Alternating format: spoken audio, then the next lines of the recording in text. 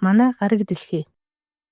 Эдийн засгийг тогтвортой байлгах, уур амьсгалын тал дээр арга хэмжээ авах Европын холбооны замын зургалыг юу гэж нэрлэдэг вэ?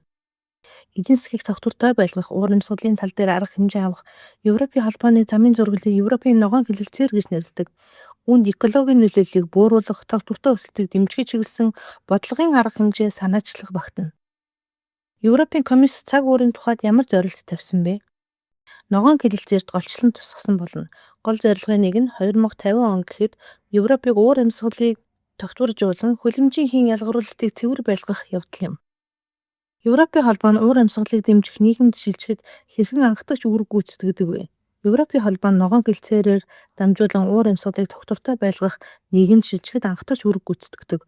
Үүнд хөлөмжийн хийн ялгаруулалтыг бууруулах, сэргээгдэх эрчим хүчийг дэмжих, ерөнхий тогтвортой байдлыг сайжруулах чухал зорилго арга хэмжээ багтана. Европын холбоо уур амьсгалын өөрчлөлтөд тэмцэх олон улсын үйл ажиллагааг удирдах байна. Ногоон хэлэлцээрийн зорилт хэрхэн хэрэгжиж байна вэ? Ногоон хэлэлцээрийн зорилго нь хөлөмжийн хийн ялгарлыг бууруулах, эрчим хүчний хэмнэлтийг дэмжих, хөдөө аж ахуйн тогтвортой практикийг дэмжих, биологийн олон янз орчлыг сайжруулах, ногоон технологид хөрөнгө оруулалт хийх зэрэг янз бүрийн арга хэмжээг авч хэрэгжүүлэхээс гадна тээвэр, эрчим хүч зэрэг салбаруудыг илүү тогтвортой болгохын хэрэгцээ нийгмийн оролцоог дэмжих санаачилгуудыг хэрэгжүүлж байна.